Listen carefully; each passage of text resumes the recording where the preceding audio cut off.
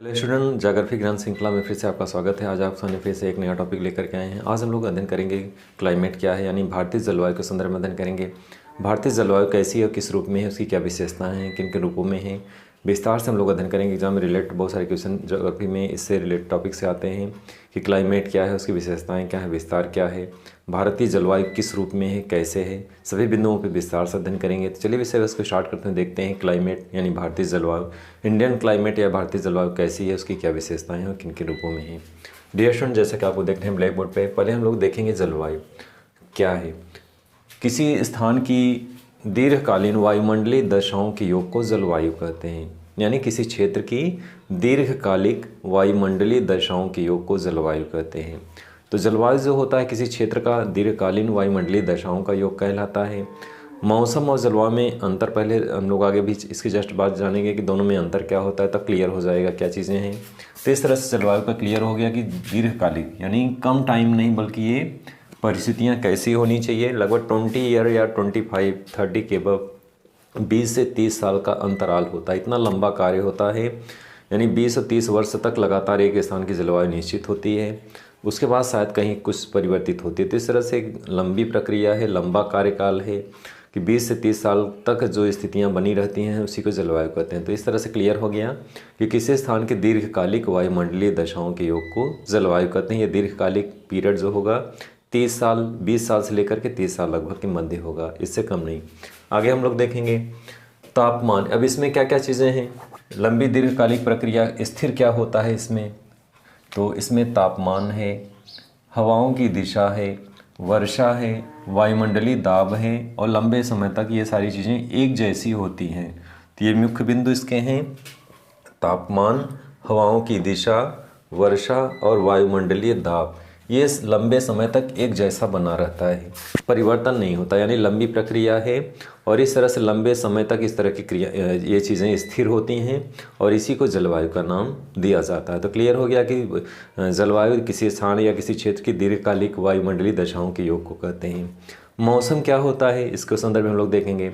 मौसम का जो समय होता है वो कम होता है या अल्पकालिक होता है। तो डिफिनेशन इस तरह से बनेगा मौसम का कि किसी क्षेत्र की अल्पकालीन वायुमंडलीय दशाओं के योग को मौसम कहते हैं। दिन भर में कई बार मौसम चेंज होता है, कभी गर्मी पड़ती है, दिन भर में सुबह बारिश हो गई, बारिश होने के बाद 1 घंटे बाद ठंडी लगने लगती है। तो इस तरह से पल पल में मौसम बदलता रहता है और जलवायु स्थिर होता है। तो दोनों में ये बेसिक अंतर है कि जलवायु जो है लंबी अवधि तक की स्थितियों को माना जाता है, जो स्थितियां उसमें हैं, तापमान हो चाहे वायुमंडलीय दशाएं हो, लंबे समय तक एक जैसी बनी रहती हैं, जबकि मौसम पल पल में बदलता रहता है। तो इस तरह से मौसम बदलने वाली प्रक्रिया है, कम समय के लिए है, और जलवायु जो है स्थायी है, वो काफ़ी लंबे समय तक एक जैसी स्थिति रहती है। तो इन दोनों में स्तर हम लोग अंतर समझ लिए कि दोनों में अंतर क्या है। अब भारत की जलवायु देखेंगे। भारत की जलवायु कैसी है, तो भारत की जलवायु उष्णकटिबंधीय मानसूनी जलवायु है। भारत की जलवायु कैसी है, उष्णकटिबंधीय मानसूनी जलवायु है। डियर स्टूडेंट, जैसा कि आप जानते हैं भारत की जलवायु उष्णकटिबंधीय मानसूनी जलवायु है। भारत में 2 कटिबंध आते हैं, यहाँ मानचित्र के माध्यम से आपको समझाने का प्रयास करेंगे। जैसा कि आप देख रहे हैं कर्क रेखा से मकर रेखा, इसके मध्य का क्षेत्र उष्णकटिबंधीय क्षेत्र कहलाता है। यानी कर्क रेखा से लेकर के मकर रेखा के मध्य जो पृथ्वी का ये हिस्सा है उष्णकटिबंधीय क्षेत्र के अंतर्गत कहलाता है। और भारत की पोजीशन, हमने यहाँ भारत को छोटा सा बनाने का प्रयास किया, ये पूरा मानचित्र बनाए हैं और यहाँ पे छोटे से इस मानचित्र के माध्यम से समझाने का प्रयास कर रहे हैं कि भारत का जो आधे से ज़्यादा हिस्सा किस में आता है, उष्णकटिबंध में आता है, और आधे से आधा हिस्सा किस में आता है, शीतोष्ण कटिबंध में। यानी भारत का जो क्षेत्र है 2 कटिबंधों में डिवाइड है, आधा हिस्सा उष्ण कटिबंध में आता है और आधा हिस्सा शीतोष्ण कटिबंध में आता है। तो इस तरह से आपको जानना चाहिए कि भारत यहाँ पे हमने बनाया है, भारत का आधा हिस्सा देख रहे हैं यहाँ से लेकर के लास्ट तक, कन्याकुमारी केरल तक, आधा हिस्सा किस में आता है, उष्णकटिबंध में आता है। और उष्णकटिबंध का क्षेत्र कहाँ से कहाँ तक है, कर्क रेखा से लेकर के मकर रेखा, ये पूरा एरिया जो कहलाएगा उष्णकटिबंधीय क्षेत्र कहलाएगा। पृथ्वी का ये हिस्सा उष्णकटिबंधीय क्षेत्र कहलाता है और उष्णकटिबंधीय क्षेत्र में भारत का आधा हिस्सा किस में आता है, उष्णकटिबंध में आता है, और आधा हिस्सा ऊपरी हिस्सा किस में आएगा, शीतोष्ण कटिबंध में आता है। तो इस तरह से भारत का जो क्षेत्र है 2 हिस्सों में बटा है, पृथ्वी के 2 कटिबंधीय क्षेत्रों में डिवाइड है, 2 प्रकार के क्षेत्र आते हैं। लेकिन भारत में 2 प्रकार के क्लाइमेट होने चाहिए, 2 प्रकार की जलवायु होनी चाहिए, लेकिन भारत में एक ही प्रकार की जलवायु। ऐसा क्यों, इस पर भी हम लोग डिस्कस करेंगे। जैसा आप देख रहे हैं भारत का ये 2 हिस्सा है। अब भारत का ये बीच की जो लाइन है कर्क रेखा है, जैसा कि आप जानते हैं भारत में जो कर्क रेखा गुजरी है भारत के मध्य से होकर गुजरी। जैसा आपको दिख रहा है मानचित्र में कि भारत में कर्क रेखा कहाँ से गुजरी है, मध्य से होकर गुजरी है। अब इस मध्य में होकर जो गुजरी है इसमें गुजरात है, राजस्थान है, मध्य प्रदेश है, छत्तीसगढ़ है, झारखंड है, पश्चिम बंगाल है, त्रिपुरा है और मिजोरम है। तो इस तरह से भारत के 8 राज्य ऐसे हैं जिनसे कर्क रेखा उन राज्यों से होके गुजरती। कभी कभी ये भी क्वेश्चन एग्जाम में आता है कि भारत में कर्क रेखा किन किन राज्यों से होके गुजरी है। अब क्लियर हो गया, कर्क रेखा एक डिवाइड लाइन है, यानी आपको यहाँ दिख रहा है कर्क रेखा है, भारत के मध्य से होके गुजर रही है और भारत का आधा हिस्सा उष्णकटिबंध में आ रहा है और आधा हिस्सा शीतोष्ण कटिबंध में आ रहा है। तो इस तरह से भारत में 2 प्रकार की जलवायु होनी चाहिए, शीतोष्ण की भी जलवायु होनी चाहिए और उष्णकटिबंध की भी जलवायु होनी चाहिए। लेकिन ऐसा नहीं है, उसका कारण क्या है? एक चीज़ पहले हम लोग ये समझ लें, ये लाइन जो कर्क रेखा है एक प्रकार से विभाजक का कार्य कर रही है, यानी जलवायु विभाजक का कार्य कर रही है, क्योंकि भारत 2 कटिबंधी क्षेत्रों में डिवाइड है, बटा हुआ है। जैसा आपको यहाँ दिख रहा है आधा हिस्सा उष्णकटिबंध में है और आधा हिस्सा शीतोष्ण में है। तो 2 प्रकार की जलवायु भारत में होनी चाहिए, लेकिन भारत में 2 प्रकार की जलवायु नहीं है, पूरे भारत में एक प्रकार की जलवायु है। उसके पीछे का कारण क्या है?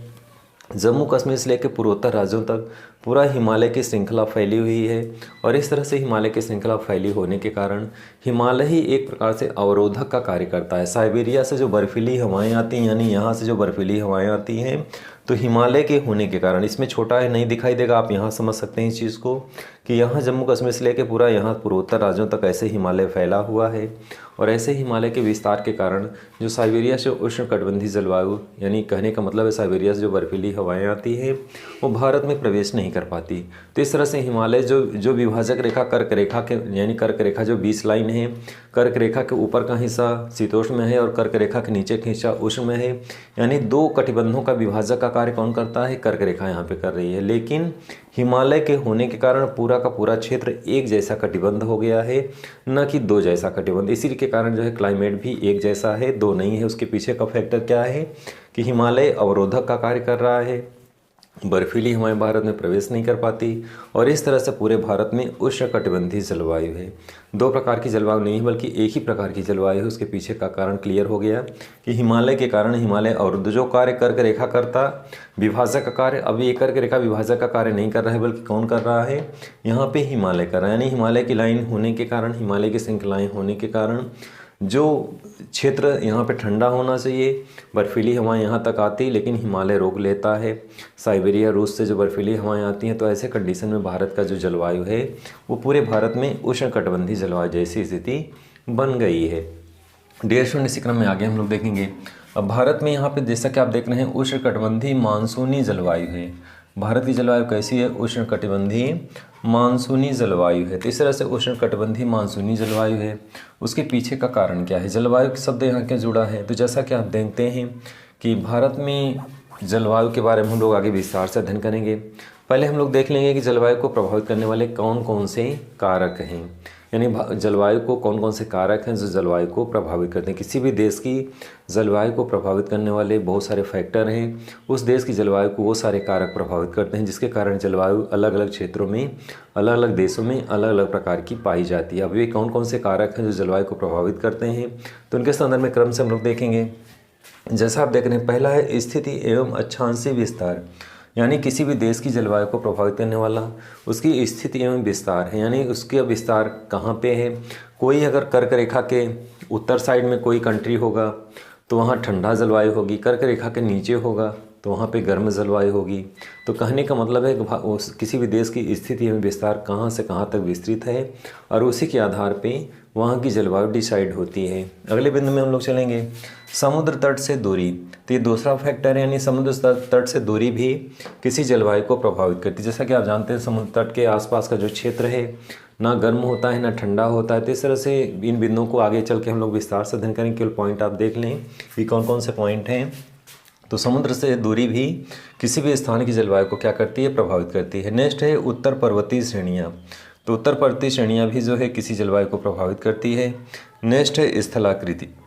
कोई स्थलाकृति नीचे है, कोई बहुत ऊंचा है, और इस तरह से एक ही लाइन में यानी कोई भी डिग्री, एक ही डिग्री में दो स्थान है, एक स्थान काफ़ी नीचे है और एक स्थान काफ़ी ऊंचा है, लेकिन दोनों की जलवायु में अंतर पाया जाता है। इस पर भी हम लोग आगे डिस्कस करेंगे कि एक ही लाइन में यानी एक ही डिग्री पे दो स्थान है, दोनों स्थानों में जलवायु में अंतर पाया जाता है, क्योंकि एक स्थान काफ़ी नीचे है और एक स्थान काफ़ी ऊंचा है। जैसे हिमालय ऊंचाई पे है और भले एक ही लाइन में कोई स्थान गुजर रही हो उस लाइन में, लेकिन हिमालय का क्षेत्र ठंडा होगा, दूसरे स्थान पे उसी लाइन में उसी डिग्री पे दूसरा स्थान जो नीचे है वहाँ पे स्थान पे क्या होगा, गर्म होगा। तो कहने का मतलब है कि जलवायु जो है किसी स्थान की स्थिति और विस्तार के डिपेंड के आधार पे प्रभावित करता है। या नेक्स्ट स्टेप में देखेंगे यानी स्थलाकृति हो गया। इस तरह से स्थलाकृति के आधार पे कि भूमि ऊंची है या नीचे, उसके आधार पे भी फर्क पड़ता है। नेक्स्ट स्टेप में देखेंगे मानसून पवने।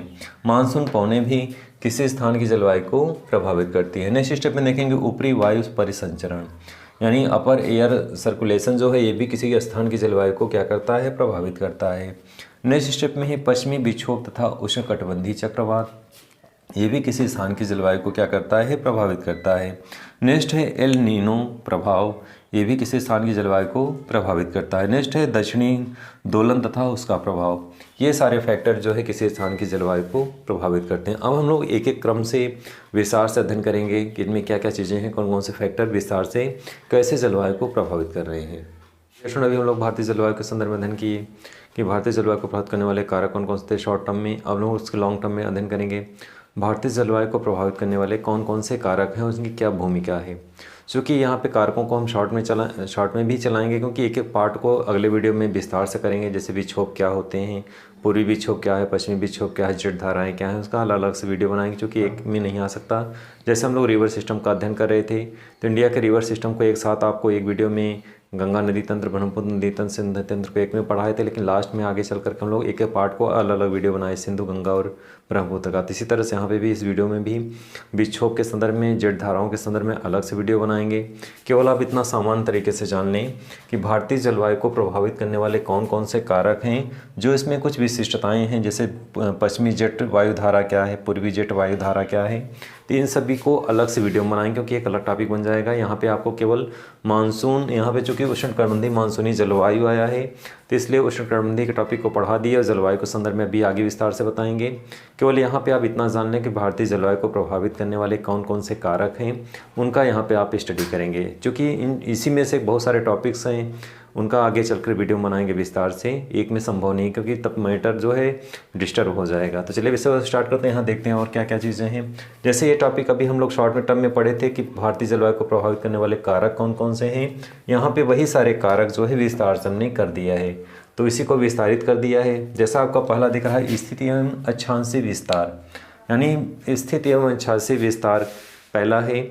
स्थिति एवं अक्षांशीय विस्तार का डिटेल कर दे रहे हैं कि भारत की स्थिति एवं विस्तार भी जलवायु को प्रभावित करे, कि कोई भी ये देश हो, कहीं पे भी उसकी स्थिति कैसी है और उसका विस्तार भूमध्य रेखा से उत्तर है, दक्षिण है, कितनी दूरी पे है, इस तरह से विस्तार के आधार पे वहाँ की जलवायु क्या होती है, प्रभावित होती है। जैसा कि आप देख रहे हैं यहाँ पे कि भूमध्य रेखा है, कोई देश अगर यहाँ भूमध्य रेखा से काफ़ी दूर है तो वहाँ ठंडा होगा, जितना ही नज़दीक होगा उतना ही गर्म होगा।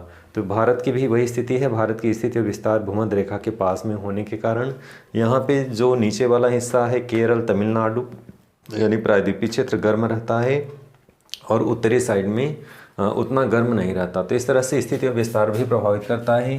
तो भारत विषुवत वृत्त के पास होने के कारण, जैसा कि आप देख रहे हैं भारत विषुवत रेखा, यानी ये भूमध्य रेखा को ही विषुवत रेखा कहते हैं, और इसके पास होने के कारण क्या है, होने के कारण दक्षिणी भाग उच्च तापमान रहता है यहाँ पे, यानी दक्षिण भाग का मतलब है ये वाला हिस्सा जो है यहाँ पे उच्च तापमान रहता है ग्रीष्म काल में, और उत्तरी भाग में गर्म शीतोष्ण पेटी स्थिति हो जाती है, यानी उत्तरी भाग में बहुत ज़्यादा ठंडा नहीं होता। उसका रीज़न क्या है, हिमालय होने के कारण पूरे भारत में ऐसी स्थिति बनती है। तो उत्तरी भाग में गर्म शीतोष्ण पेटी में स्थित है, तो उत्तरी भाग गर्म शीतोष्ण पेटी स्थित है और दक्षिणी भाग वर्ष भर गर्म रहता है लगातार, यानी वहाँ पे कंटिन्यू गर्मी रहती है। इस तरह से आप इन चीज़ों को जानते रहें।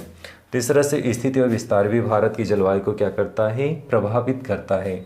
दूसरी टॉपिक है, दूसरा हेडिंग है समुद्र से दूरी, यानी समुद्र से दूरी। अब जैसा कि आप देख रहे हैं समुद्र है तीन, भारत तीन और समुद्र से घिरा हुआ है और तीन और तटवर्ती क्षेत्र हैं। तो जैसा आप देख रहे हैं, एक तरफ अरब सागर है, एक तरफ हिंद महासागर और एक साइड में बंगाल की खाड़ी है।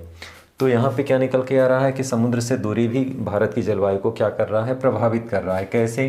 जैसे अरब सागर, हिंद महासागर और बंगाल की खाड़ी तीन और समुद्र तट से घिरा हुआ क्षेत्र है और ये तटीय क्षेत्र है। जैसा कि आप जानते हैं ये तटीय क्षेत्र है और इस तरह से यहाँ पे सम जलवायु पाई जाती है। तो समुद्र तटीय क्षेत्रों में एग्जाम में इस तरह से क्वेश्चन आता है कि समुद्र तटीय क्षेत्रों में कैसी जलवायु पाई जाती है, तो सम जलवायु पाई जाती है। तो जैसा आप देख रहे हैं तटवर्ती क्षेत्र हैं और समुद्र तटवर्ती क्षेत्रों में सम जलवायु पाई जाती है। तो यहाँ पे आपको दिख रहा है सम जलवायु पाई जाती है समुद्र तटीय क्षेत्रों में। और समुद्र तट से दूर, यानी जब समुद्र तट से दूर अंदर देश के आंतरिक हिस्सों में किस प्रकार की जलवायु पाई जाती है, अति विषम। तो दूर के क्षेत्र में, यानी समुद्र से जो दूर क्षेत्र है, जैसे अंदर के क्षेत्र हैं, वहाँ पे अति विषम या महाद्वीपीय जलवायु पाई जाती है। तो ये महत्वपूर्ण बिंदु, इसको ध्यान रखेंगे कि समुद्र से नज़दीक एरिया में या तटीय क्षेत्रों में सम जलवायु पाई जाती है और समुद्र तट से दूर क्षेत्रों में अति विषम या महाद्वीपीय जलवायु पाई जाती है। नेक्स्ट स्टेप में देखेंगे उत्तर पर्वतीय श्रेणियाँ, यानी उत्तर पश्चिम में कश्मीर से लेकर के उत्तर पूर्व में अरुणाचल प्रदेश तक। तो जैसा आप देख रहे हैं यहाँ आपके कश्मीर है और इस तरह से विस्तृत पूरा कहाँ तक है, अरुणाचल प्रदेश तक। जब हम पूर्वी पर्वतों का विस्तार अध्ययन कर रहे थे तो वहाँ पे हमने इस तरह से मानचित्र के माध्यम से बताया था कि किस तरह से हिमालय का विस्तार कैसे है। तो यहाँ पे उत्तर पूर्व में कश्मीर से लेकर के उत्तर पश्चिम में कश्मीर से लेकर के उत्तर पूर्व में अरुणाचल प्रदेश तक भारत का शेष एशिया से अलग करती है। कहने का मतलब है कि ये जो हिमालय की श्रृंखलाएं हैं भारत को मध्य एशिया से एक डिवाइड करती है, एक डिवाइड लाइन, यानी हिमालय जो है भारत को दो भागों में बांट देती है। तो भारत जो है, हिमालय जो है इस तरह से विभाजक का कार्य कर रहा है और मध्य एशिया से भारत क्या हो जाता है, अलग हो जाता है। और इस तरह से अलग होने के कारण भी यहाँ की जलवायु भी डिफरेंट हो जाती है, क्योंकि साइबेरिया से जो बर्फीली हवाएं आती हैं वो भारत में प्रवेश नहीं कर पाती। जैसा कि आप देख रहे हैं कि यहाँ का भारत जो है जिस तरह से दो कटिबंधों में बटा हुआ है, जबकि उसी लाइन में अन्य क्षेत्रों में वहाँ की जलवायु अलग है। क्योंकि भारत में अलग इसलिए हो पाता है क्योंकि यहाँ पे इस तरह से हिमालय, यहाँ से लेके यहाँ तक हिमालय की श्रृंखला है, इसलिए जो साइबेरिया से बर्फीली हवाएं आती हैं वो भारत में प्रवेश नहीं कर पाती, क्योंकि हिमालय के कारण बर्फीली हवाएं रुक जाती हैं।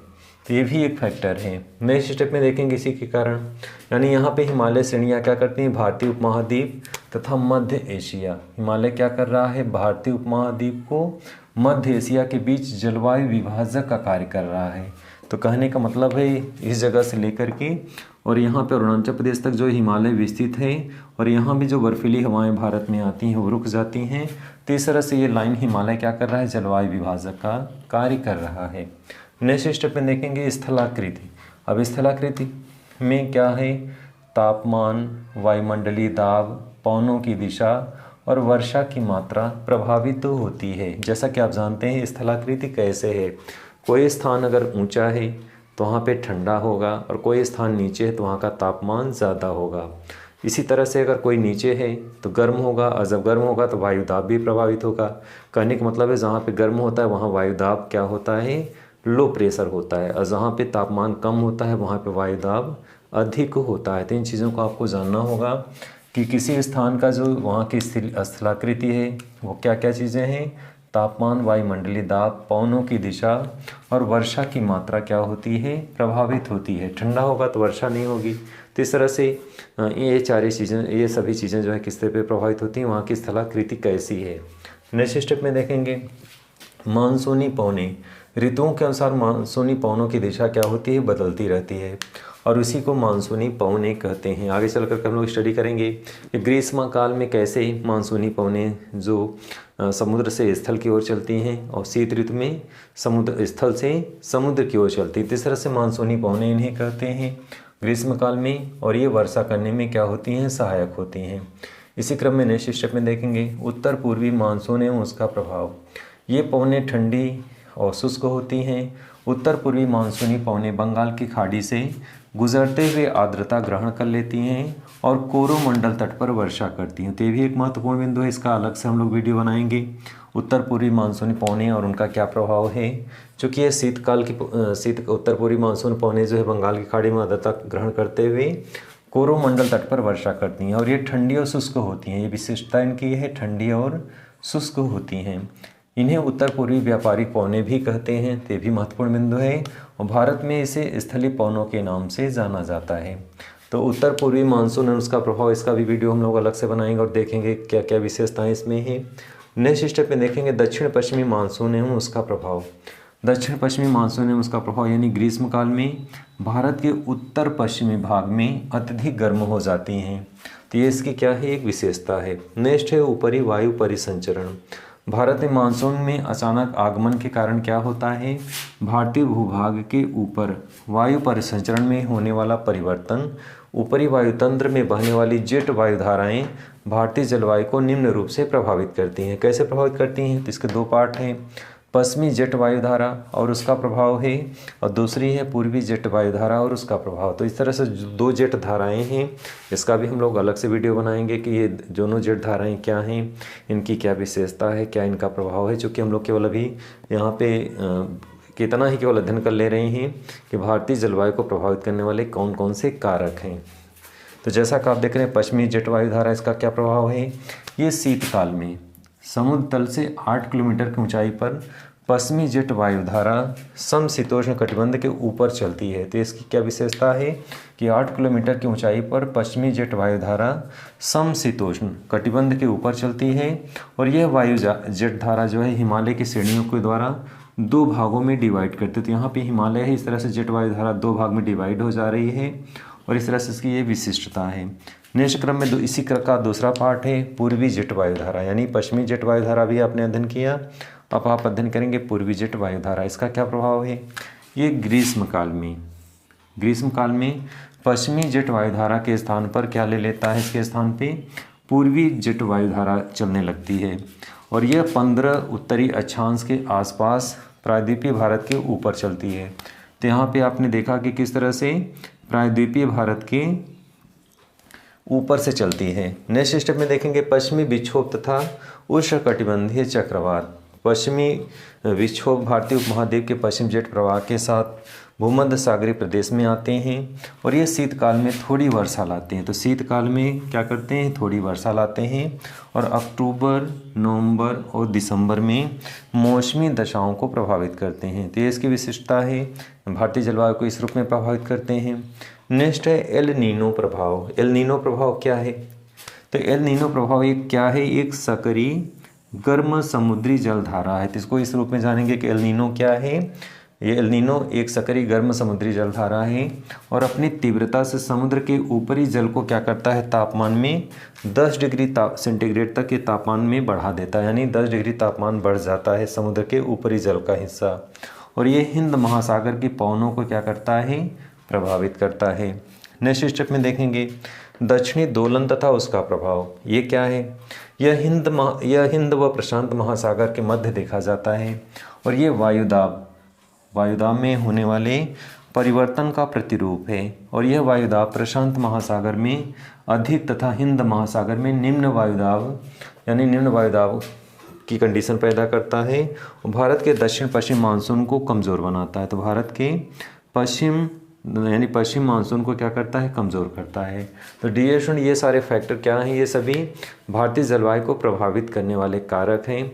अब इसमें जो जेट धाराएं हैं, जो विक्षोभ है, इसका अलग से हम लोग वीडियो बनाएंगे और इसका अध्ययन करेंगे कि जेट धाराएं क्या क्या हैं, इनकी क्या विशेषता है, विक्षोभ क्या है, कौन कौन से विक्षोभ हैं और इनकी क्या क्या विशेषता है, इसका वीडियो अलग हम लोग देखेंगे।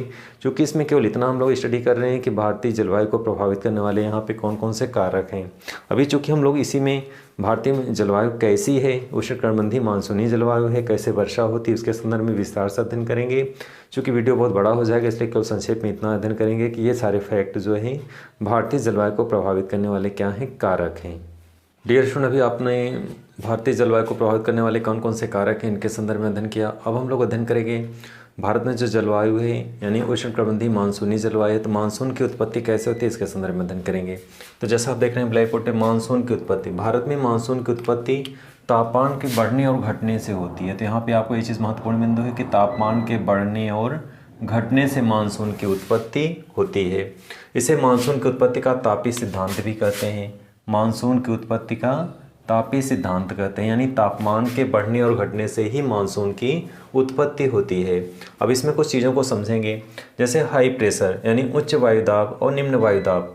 इस सिद्धांत को समझेंगे कि ग्रीष्म काल में होता क्या है, कि ग्रीष्म काल में पवनों की दिशा कैसे चेंज होती है, ग्रीष्म काल में कैसे वायु गर्म होकर के ऊपर उठ जाते हैं। तो जैसा कि आप जानते हैं कि ग्रीष्म काल में सूर्य कर्क रेखा पे आ जाता है, यानी सूर्य कर्क की स्थिति कर्क रेखा पर होती है। जैसा कि अभी आपने अध्ययन किया कर्क रेखा मकर रेखा, तो सूर्य की स्थिति ग्रीष्म काल में कहाँ पे होती है, कर्क रेखा पर। और कर्क रेखा पर होने के कारण स्थितियाँ क्या हो जाती हैं कि स्थलीय क्षेत्र ग्रीष्म काल में गर्म हो जाता है और यहाँ की पवनें गर्म होकर के ऊपर उठ जाती हैं, और गर्म पवनें जब ऊपर उठ जाती हैं तो नीचे वायुदाब कम हो जाता है। और जस्ट इसी के विपरीत जो है उच्च वायुदाब, यानी इस समुद्र क्षेत्र में वहाँ पे तापमान कम होता है, इसलिए वहाँ पे वायुदाब उच्च होता है। और पवनों का सिद्धांत क्या है कि पवनें जो है उच्च वायुदाब से निम्न वायुदाब की ओर प्रवाहित होती हैं। तो ये इसका सिद्धांत है कि जब पवनें उच्च वायुदाब से हाई प्रेशर जोन है जो वहाँ से किधर प्रवाहित होंगी, निम्न वायुदाब की ओर, लो प्रेशर जोन की ओर प्रवाहित होती हैं। तो ये सिद्धांत इसका है कि उच्च वायुदाब से पवनें निम्न वायुदाब यानी लो प्रेशर की ओर प्रवाहित होती हैं। तो जैसा आपको यहाँ पे हमने बनाया है कि उच्च वायुदाब की पवनें जो है किधर भाग रही हैं, निम्न वायुदाब की ओर। यानी ग्रीष्म ऋतु में सूर्य जब कर्क रेखा पर होता है, लंबवत होता है, तो भारत में स्थलीय क्षेत्र में तापमान बढ़ जाता है और निम्न वायुदाब का क्षेत्र बन जाता है। तो भारत में निम्न वायुदाब का क्षेत्र बन जाता है। और इसके विपरीत हिंद महासागर में तापमान कम होने के कारण यहाँ पे उच्च वायुदाब का क्षेत्र बनता है। तो हिंद महासागर में कैसा बनता है, उच्च वायुदाब का क्षेत्र बन जाता है, जिसके कारण पवनें उच्च वायुदाब क्षेत्र से समुद्री क्षेत्र यानी निम्न वायुदाब क्षेत्र से किधर बढ़ती हैं, स्थलीय क्षेत्र की ओर चलने लगती हैं। तो इस तरह से पवनें यहाँ से लेकर के यानी समुद्र क्षेत्र से लेकर के पवनें किधर चलती हैं, स्थल की ओर बढ़ने लगती हैं। हिंद महासागर में आने वाली दक्षिणी पश्चिमी मानसून पवनें आगे बढ़ कर के दो शाखाओं में बंट जाती हैं। तो जैसा कि आप देख रहे हैं हमारा ये भारत है और इस तरह से तीनों समुद्र से घिरा है, अरब सागर, बंगाल की खाड़ी और हिंद महासागर। तो हिंद महासागर से जो पवनें नीचे से ऊपर बढ़ती हैं, तो यहाँ पे आपको देख रहे हैं कि दक्षिणी पश्चिमी मानसूनी पवनें जो हैं आगे बढ़ती हैं और कितनी शाखाओं में डिवाइड होती हैं, दो शाखाओं में बंट जाती हैं। कौन कौन सी दो मुख्य शाखा है, तो दो मुख्य शाखा में एक अरब सागर की दक्षिणी पश्चिमी मानसूनी पवनें हैं और दूसरी है बंगाल की खाड़ी की दक्षिणी पश्चिमी मानसूनी पवनें। यानी हिंद महासागर से आने वाली पवनें जो हैं दो शाखाओं में डिवाइड हो जाती हैं, एक अरब सागर की ओर और दूसरी बंगाल की खाड़ी की ओर। तो यहाँ पे आपको देखने के लिए, यहाँ पे आपको जैसा कि आपको दिख रहा है कि दो शाखाएं बन गई, अरब सागर की दक्षिणी पश्चिमी मानसूनी पवनें और दूसरी बंगाल की खाड़ी की ओर दक्षिणी पश्चिमी मानसूनी पवनें। तो नीचे से पवनें यानी हिंद महासागर से आगे बढ़ती हैं और दो भागों में डिवाइड हो जाती हैं, एक अरब सागर की ओर, दूसरी बंगाल की खाड़ी की ओर। पहला हम लोग अध्ययन करेंगे अरब सागर की पश्चिमी मानसूनी पवनें। जो नहीं अरब सागर से इधर की जो पवनें आगे बढ़ेंगी, तो दक्षिणी पश्चिमी मानसूनी पवनें अरब सागर की ओर जो चलती है उसमें पहली शाखा है।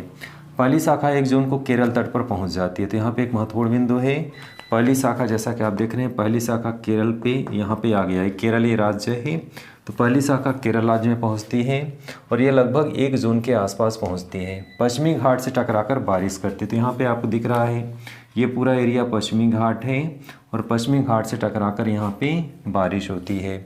पश्चिमी घाट के पूर्वी ढलान पर अपेक्षाकृत कम वर्षा होती है। तो जैसा कि आप देख रहे हैं पश्चिमी घाट के पूर्वी ढलान इस साइड में कम वर्षा होती है। हमने वृष्ट छाया क्षेत्र पढ़ाया था आपको।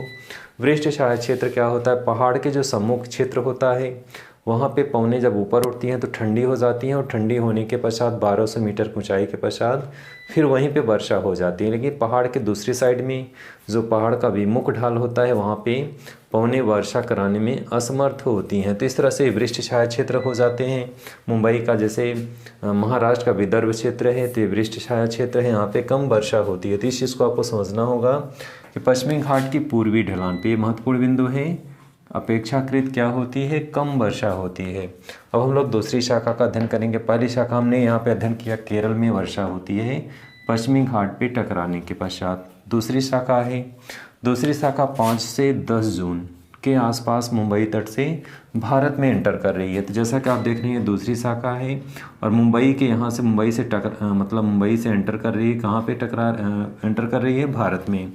तो इस तरह से मुंबई दूसरी शाखा मुंबई से भारत में प्रवेश कर रही है और मध्य भारत में अच्छी वर्षा करती है। तो दूसरी शाखा इस तरह से मुंबई से एंटर करते हुए पूरे मध्य भारत में अच्छी वर्षा करती है। नेक्स्ट इसी क्रम में आगे हम लोग बढ़ेंगे।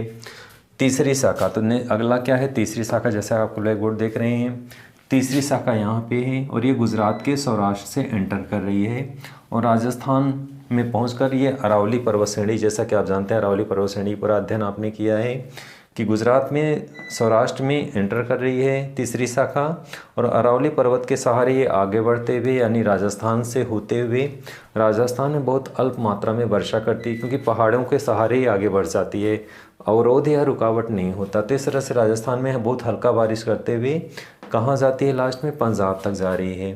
तो तीसरी शाखा जो है सौराष्ट्र में प्रवेश करती है और अरावली पर्वत के सहारे आगे बढ़ती हुई राजस्थान में हल्की वर्षा करते हुए कहाँ पहुँचती है? पंजाब पहुँचती है, जहाँ ये आगे चल कर के बंगाल की खाड़ी में आने वाली मानसूनी पवनों से मिल कर के पश्चिमी हिमालय में वर्षा करती है। तो आगे चल कर के जब इधर की शाखा हम देखेंगे कि एक शाखा इधर की बंगाल की खाड़ी की शाखा जो यहाँ पंजाब में पहुँच रही है और इधर की तीसरी शाखा पहुँच रही है, दोनों टकरा करके हिमालय के पश्चिमी क्षेत्र में वर्षा करती हैं। तो ये भी एक महत्वपूर्ण बिंदु है।